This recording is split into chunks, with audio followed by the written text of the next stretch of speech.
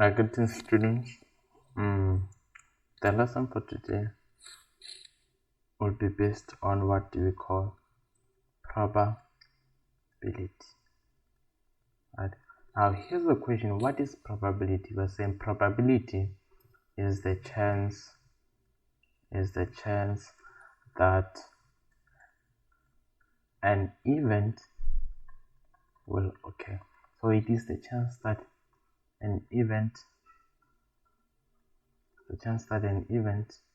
will do what is the chance that an event will okay.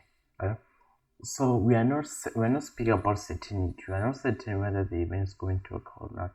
That's why we use the word chance. So it is the chance that an event will do it will occur, right? So the other thing that we need to know about probability is that probability lies between 0 and 1, meaning that probability can never be negative. I know probabilities can never be greater than 1. So the moment you see your probability being negative number or a number which is greater than 1, that simply means there's something wrong. So you need to check your calculation, right? So now we have the equation for probability, and in real life application, where do we see probability? We see it on lottery, which do you call lotto? I can say this you are familiar with, and weather forecast, right? Sometimes you are told about the chances of a lane, whether you have a 40% chance, whether you have a 70% chance, based on the lane. So since we're saying that probability lies between 0 and 1, looking at the number line, I know that I have 0 and 1, and in between I have 0.5. The moment your probabilities are greater than 0.5, it simply means the event is more likely to occur. And the moment your probabilities are less than 0.5 or are smaller than 0.5, it simply means that the event is less likely to occur. The same thing applies in weather forecast, where you are told about rain. The moment they tell you that it's 40% of rain, you know that it is less likely to happen, right? To be raining on that particular day, right? So we have the equation for probability. The equation for probability goes as follows, right? On the numerator, you have the total number. You have the what? You have the total number of possible. You have the total number of favorable what? Of favorable outcomes over the total number of what? Over the total number of possible outcomes.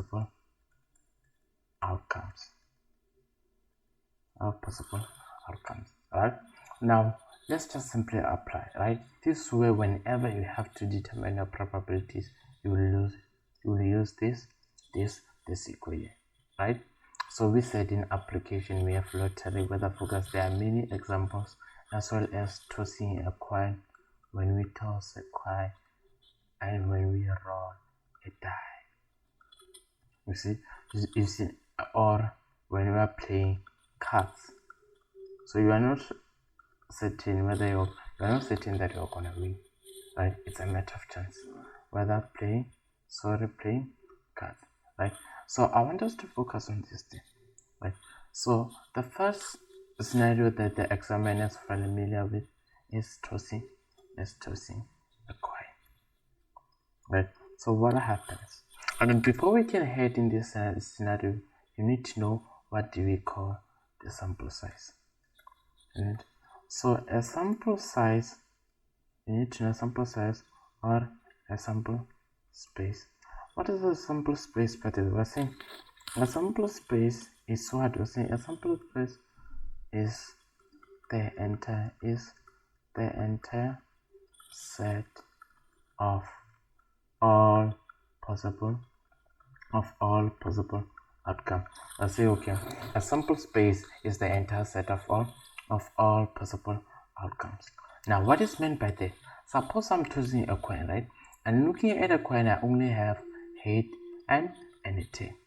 So what happens? So we speak about the sample size, which you said is the entire set of all possible outcomes, not outcome, but of all possible outcomes. Now looking at a coin, it's either when I toss the coin, I'm going to attain a head or a tail, right?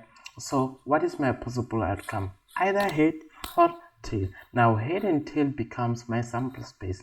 My sample space of what? It is the sample space of a coin, right? That is the entire set of possible outcomes, right? So back to that scenario of tossing a coin, right? So suppose I'm tossing a coin. Right? And here I'm speaking about a fair coin. Right? I'm speaking about a fair coin. And what is meant by a fair coin? I say a fair coin is a coin with different sides, right? Meaning those two sides are not identical, where you will have head and tail. That is a fair coin, right? So what happens is that the first thing that I consider when I determine the probabilities, you consider the sample space. So what is the sample space of my coin? When I toss a coin, it's either I'm going to attain head or tail. That's the first thing that I look at, right? And then secondly, suppose the question is as follows. You are asked to determine the probability of attaining a head, right? For you to be able to answer this probability question, the first thing that you consider is the sample space. Oh, you know that at my sample space I have tail and I have head, right? You have the two, right? That is a sample space, right? And then what do they want? So they want head, right? So head becomes a favorable outcome, right? It becomes a favorable outcome. But do not forget that here we are saying the total number. So we are saying what? We are saying the total number. So the moment we are saying the total number, I don't want head, right? So I want the probability of attaining head. I want what? I want the probability of attaining head. So what's the probability of attaining head? Right? What's the probability of attaining head? You check how many heads do I have on a single coin. I have only one head.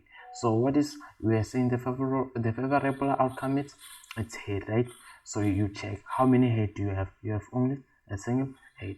And then how many outcomes do you have? When I toss a coin, it's either I'm going to attain head or tail. You will have 2, which is equivalent to 0, which is equivalent to 0,5. Now the second question, suppose they are asking you to determine the probability of you attaining a head, a tail this time, not a head, a tail this time. So you check, okay, my favorable outcome is a tail. How many tail do I have? I have a single tail all over. How many possible outcomes do I have? You have a head and you have a tail. You have how many possible outcomes? You have 2 possible outcomes, which is 0,5. And the moment your probability is 0,5, just simply know that it's a 50% chance, right, of you attaining that certain outcome, right? The same thing applies whenever I roll a die. So the other scenario that we have is rolling a die. So the first thing you consider the sample space, right? You say, okay, on my die, whenever I roll my die, it's either I'm going to get 1 or 2 or 3 or 4 or 5 or 6. And looking at this, it's your sample space or sample size for the die. And we know that a die is a 6-sided figure. So suppose they ask you to determine the probability of attaining a 3 whenever you roll the die. Now you check, okay, my favorable outcome is 3. How many 3s do I have? You have only a single 3. So you will have 1 all over. How many outcomes when you roll a die? You have 1, 2, 3, 4, 5, 6 over 6 possible outcomes. That's your probability of attaining 3. The same thing happens if they say the probability of attaining 6. Now let's look at the probability of attaining 6. You check, how many 6 do I have? You have a single 6 over how many outcomes? Over 6 possible outcomes. So it can be 1, it can be 2, it can be 3, it can be 4, it can be 5 or 6 over 6. The same thing happens, right? Now here's an interesting one. So what is the probability of attaining 7? Now looking at your sample size, you don't really see a 7, right? So it's a null event. You don't really see a 7. So the moment you don't see a 7, you will put 0. So what is the number of favorable outcome, which is 7? There's no 7. You'll put 0 over what? Over sixth possible outcome, which is 0, because of we know that 0 divided by any number it's 0, right? So you can see that, right? Now here was just an introduction. So now let's go to the real stuff. Let's go to the real stuff, right? So now we have, what do we call, the events, which we are about to deal with now. Now we have events, right? So the first events that we have in this case, we have, what do we call, the mutual exclusive. We have the mutual exclusive events, right? Now what are mutual exclusive events? Or say mutual exclusive events are events that cannot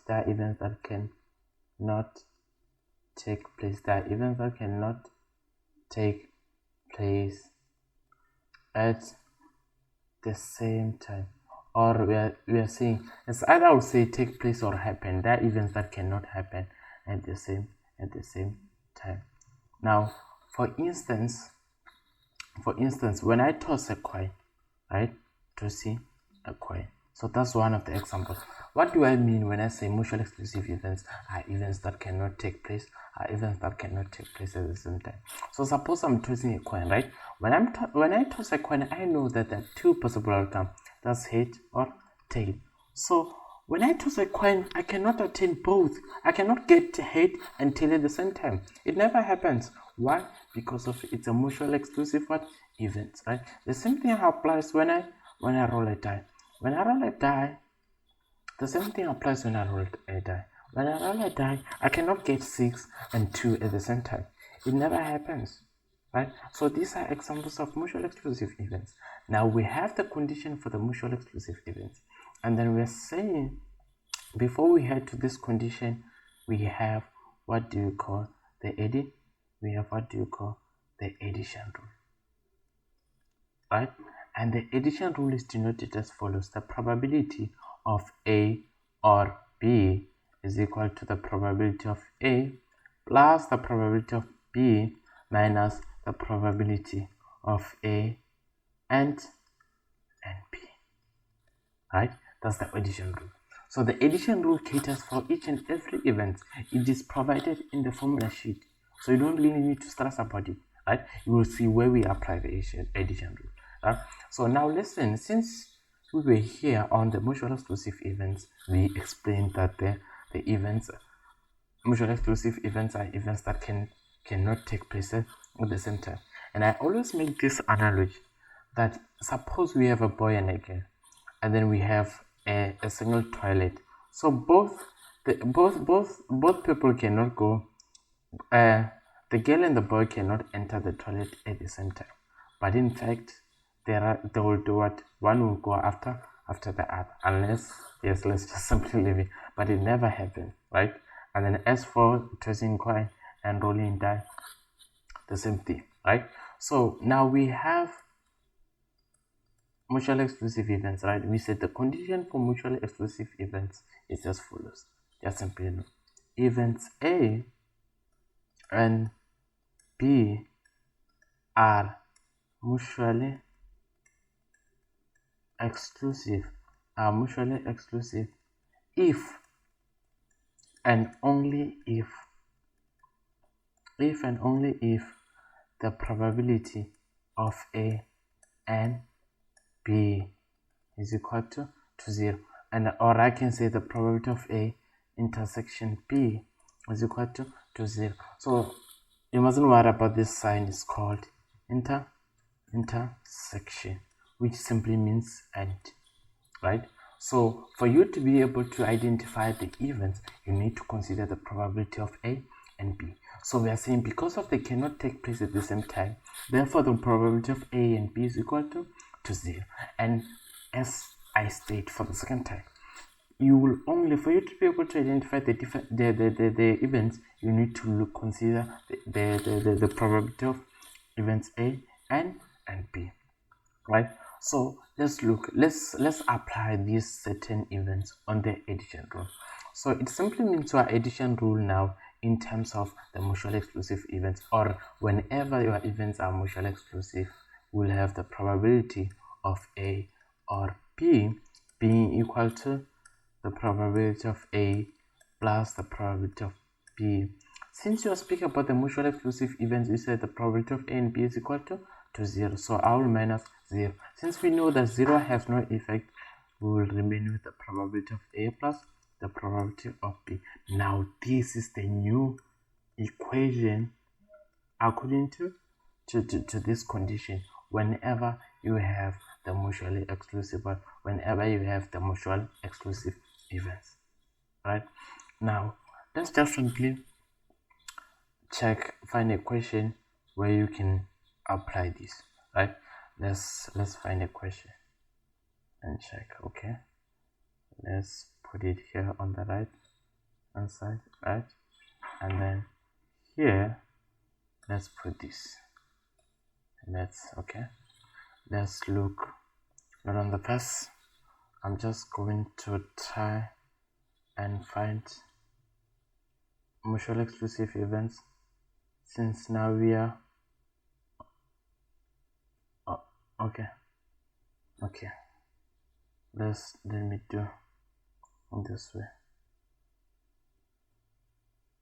Okay, let me do this. No, let's go. Yeah, now let's look at question 11. Right, now let's look at question 11. I don't think we're going to have space. I will try to do what. Let me try and shift this page, but let's do the first question here. I'll try to use this space.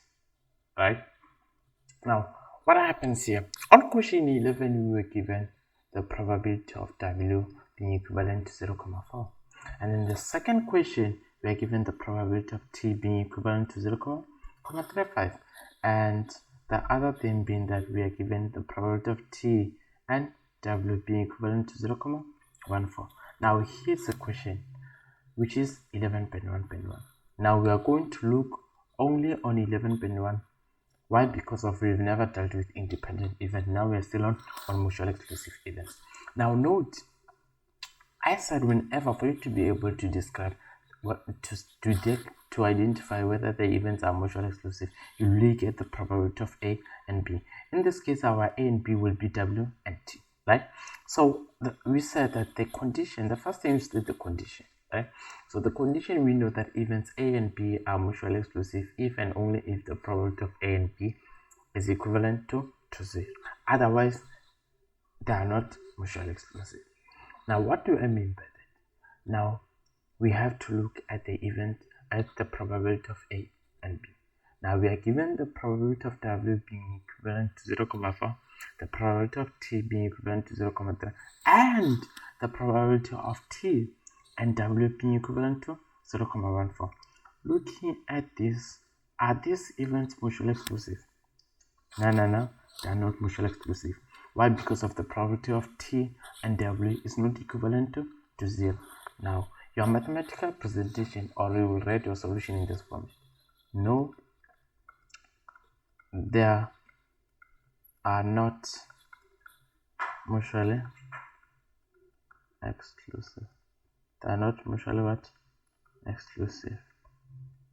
Now, reason being, because the probability of, here we speak about W, right? Instead of A and B, we'll mention W and T, because the probability of W and T is not equivalent to 0. Therefore, we cannot say that they are mutually exclusive events. That's how you answer, right? Now, let's find another question which relates to these events. So, at this stage, we will not deal with 11.2 because we haven't reached the independent event yet. But I hope by the end of this lesson, would have been done with these events. Right, let's try to find another equation, not equation but another question.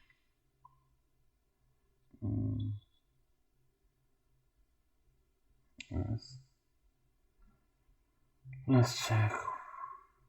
No, this one we are looking for mutually exclusive. Yeah, let's look at 8.2. Let's look at this question. Let's look at this question. right? So we have 8.2, right? 8.2 reads as follows. Before we can proceed, let me try to get us a new page, right? Yes. Now, so on this question we have 8.2, right? So what happens on 8.2 is that it reads as follows. A and B are two events. The probability that A will occur is 0,4. So we've been told that the probability of A occurring is equivalent to 0,4, right? And the probability that A will occur is 0,4, and the probability that B will occur is 0,3. I know that the probability that B will occur is equivalent to 0,3, and the probability that either A or B will occur is 0,8. Now I know that the probability of A or B is 0,58. Now the first question is as follows, which is 8.2. Are events A and B mutually exclusive? Justify your answer with appropriate calculation. Right now, here the first thing that I mentioned, as I recall, I said to you that for you to be able to identify whether the events are mutually exclusive, you need to consider the probability of A and B. And in this case, we were not given the probability of A and B. Since we were not given the probability of A and B, we need to find it by using what? By using the addition rule. We need to find it by using the addition rule. Now let's look at our addition rule. We know that addition rule states as follows, that the probability of A or B is equivalent to the probability of A plus the probability of B minus the probability of A and B, right? So we were given the probability of A or B, which is 0,58, right? And then we were given the probability of A, which is 0,4, plus the probability of B, which is 0,3, right? And then we have minus the probability of A and B from the equation, right? So the first thing that we deal with the like terms. So on your left hand side, you will remain to have 0,58. On your right, what is the sum of 0,5 and 0,3? That's 0,7 minus the probability of A and B, right? So now what do? You transpose, right? What do I mean when I say you transpose? So transpose is a scientific term to take something from one side to the other side where it will change a sign. So why are we transposing in this case? We are transposing, or we are taking this to the other side because we know that probability can never be negative, right? So we take probability to the other side, which becomes probability of A and B. And on your left hand side, you will remain with 0,7. And then what do? You transpose 0,58 to be negative 0,58. And then we know the difference of the two is as follows: 0,7 minus 0,58. So we have 0,12. So we have what? We have 0,12 in this case. Now here's the question: are events A and B mutually exclusive? Since we have this, no, they are not mutually exclusive. Why? Because of the probability of A and B is not equivalent to 0, it's not equivalent to 0, right? So what do we do in this case? We conclude. We'll say, therefore, events, we'll say no, they are not mutually, we'll say no, they are not mutually exclusive. Reason being that the probability of A and B is not equivalent to what? It's not equivalent to 0, it is equivalent to 0,12, right? So this is how we apply whatever we went through using this, right? So for you to be able to identify the events, you look at A and B. So whenever you are A and B, the probability of A and B is not equivalent to 0, therefore they are not mutually exclusive events, right? Now let's let's head to another type of events. Let's head to another type of events. Since we dealt with the mutual exclusive events, we are not yet done. We are still going, slowly and surely we'll get there. So now listen. Now we'll be dealing with indie. Now we'll be dealing with indie. Now we'll be dealing with independent events. And what are independent events in this case? We're saying these are events that can take place at the same time, where the outcome of one event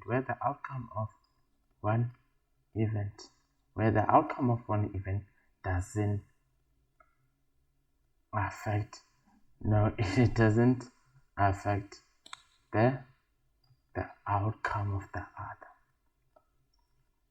When the outcome of one event doesn't affect the outcome of the other. What is meant by this? Now listen. So at this particular time, what do you do? Right? You may listen to me and write at the same time. So your writing does not affect you from hearing me, and for you to be able to hear me, for you listening to me doesn't affect your writing. Right? So this is an example of the independent event, right? That you can do two things at the same time, where the outcome of one does not affect the other. So that's another example of independent event, right? Now you have to know the condition. Now the condition for the independent events stays as follows: that events A and B are independent. So we are saying are independent if and only if the probability of A and B is equivalent to the probability of A multiplied by the probability of B. So the moment you see the probability of these two events being equivalent to the probability of A and B, just simply know that your events are independent events. So the same thing applies whenever you are dealing with the independent events, that you have to consider the probability of A and B. In this case, the probability of A and B must be equivalent to the probability of A times the probability of B for them to be independent events. Right? Now, let's go to that scenario. Let's go to that scenario, and you will see how do we apply these events, like the same thing that we did. Right? Now let's go to that scenario. I want us to get back to the previous slide. Let's go to the previous slide. Okay, we still have that. Let's go back to the equation, to the question, not the equation, by the way. Okay, so now the first equation, which is, now we are looking at 8.2.2. 8.2.1, we were asked whether the events are mutually exclusive or not, and it turns out that they were not mutually exclusive, since our probability of A and B was 0, 12. So this is 8.2. This was 8.2.1. Now let's look at, okay, can I do this, please? Now let's look at 8.2.2. Now 8.2.2 is as follows: are events A and B independent? So justify with appropriate calculation. So what are we going to do? So here will be my 8.2.2. The first thing that you do, Baradua, you do as follows. The first thing that you do, you state the condition. What happens about independent events? You will state that for independent events. So for independent events, the probability of A and B should be equal to what? Should be equal to the probability of A multiplied by the probability of B. Now in this case, we were able to attain the probability of A and B, which it tend to be 0.12 from the given equation. Right? So what do we need now? Now we need to calculate the right hand side. So we need to find the probability of A multiplying the probability of B. Let me do this. Multiplying the probability of B. Now, what is the probability of A from the given question? The probability of A is 0,4, right? We'll have 0,4. And what is the probability of B in this case? Probability of B is 0,3. So the product of these two is 0,12. So now look this. So check, the product of these two events is 0,12 and the product of A and B is 0,12. Therefore, what does this tell you? It tells you that they are independent. We say yes, they are. Yes, they are independent. Yes, they are what? Yes, they are independent. Reason being, the probability of A and B is equivalent to the probability of A multiplied by the probability of B, both of them being equal to 0,2. Then it just follows. You get full marks, right? But let's look at another equation which relates to the independent events. Let's look for another equation, right?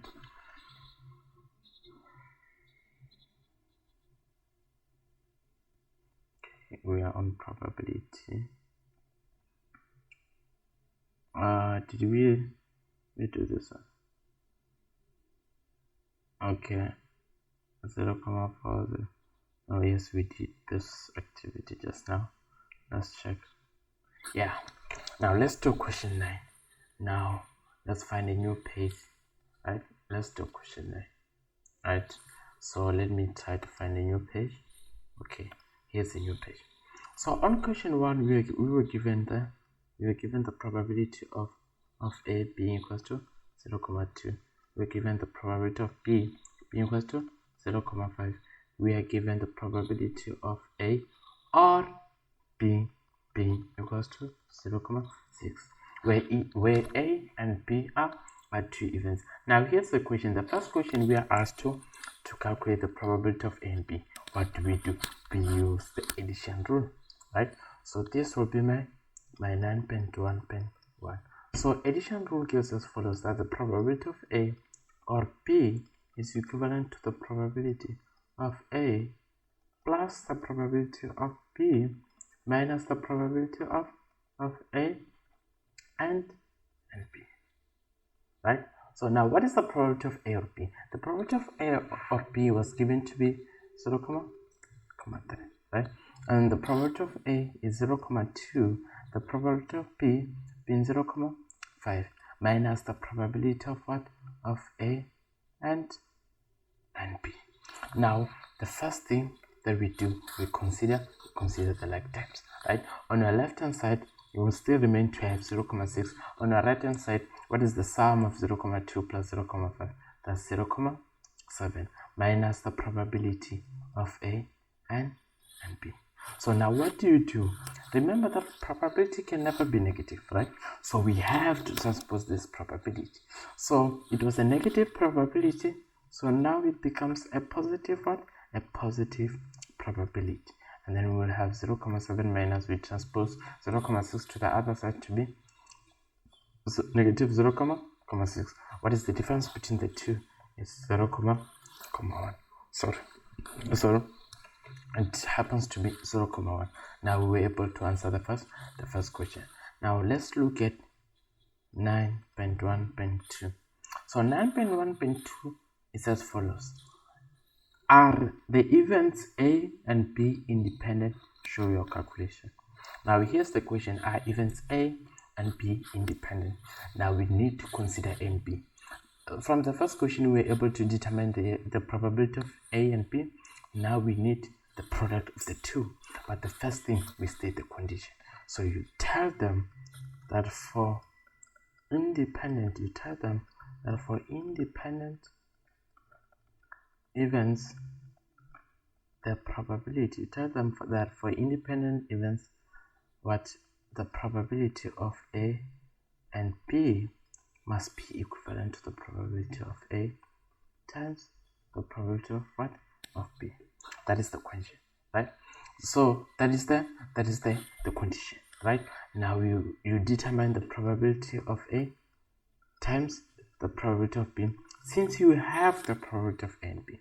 So what is the probability of A in this case? The probability of A in this case is 0,2, right? The probability, okay, can I have this? So the probability of A in this case is 0,2. The probability of A is 0,2. And the probability of B, what is the probability of B? The probability of B is 0,5. And the product of the two is 0,1. Therefore, you will say yes, they are independent. Yes, they are independent. Reason being that the probability of A and B is equivalent to the probability of A multiply the probability of B, both of them being equal to 0,1, right? So this is how you are going to apply the independent one. This is how you are going to apply the independent events, right? So now I will say we need, no. This is where, we'll just go back. So this is where where is it? Okay, let's go back and try to get a clean sheet. Yeah, so this is where you apply your events, the condition of your events. Now I want us to look at what do we call the complementary events. The complementary events. Now I want you to note that the complementary events are mutually exclusive. They are what? They are mutually exclusive. Now it simply means that we have one event being in another event. You see? So complementary events are mutually exclusive events, right? But we still have the condition for the complementary events. And you need to know that the events will only be complementary whenever the probability of A plus the probability of B are equivalent to, whenever the probability of A and B is equal to, whenever the probability of A plus the probability of B is equivalent to 1. Therefore, it tells you that your events are complementary. And we know that complementary events are mutually exclusive. So now we have one event in another event. So since I have this equation, I can be able to determine the probability of A. So now, for me to determine the probability of A, I have to isolate the probability of A and transpose the probability of B. When I transpose the probability of B, I'll have 1 minus the probability of what? Of B. But the same thing happens when I'm determining the probability of B. I can transpose probability of A and isolate the probability of B. So when I transpose the probability of A to the other side, it becomes negative probability of what? Becomes negative the probability of A. And I want you to consider, right? I want you to think this, that on this scenario we're dealing with only two events, which is events A and B, right? So on this scenario we're dealing with two events A and events B, right? So meaning, if I say not A, so if I state that I want the probability of not A, what do I mean by that? If I'm saying not A, therefore it has to be B, because there are only two events in this case. If I say not A, if I say not A, is B, right? If I say not B, is what? It's A. And it happens that the examiner, let's see this. So it happens that the examiner may ask you one of the two, right? So what is meant? How do we present that? Now, when I say not A, I mean B. When I say not B, I mean A. So what is the mathematical presentation for this? For not A, it's either the examiner will say the probability of not A, and we know that if not A, he said, it's either the examiner will say the probability of not B, and we know if he says not B, he simply means A, or he can write it as follows, or you can say the probability of P naught. So this sign simply means that P is not included, so this P naught is the same as not P, right? The same thing applies with the probability of P. We know that because of we are dealing with two events, I can say not A. So it simply means I don't want A. And if we check the sequencing of this formula, you will see the moment I say not A, I just simply take 1 and minus A. So the moment you are told not the first name, the moment I say not Peter, for instance, if I say, okay, what is the probability of not Peter? What do? I say 1 minus Peter. You see, that's how that's looking at the sequencing of the formula. That's how it works, right? So the moment they say not, you just simply take 1, you minus the other. And don't forget that the probability of A, in this case, it is equivalent to the probability of not P. Because if it's not A, if it's not B, it's A, right? So yeah, that's how we apply the events. And at grade 12 events, at grade 12 level, you are only restricted to these 3 events, right? So let us do this.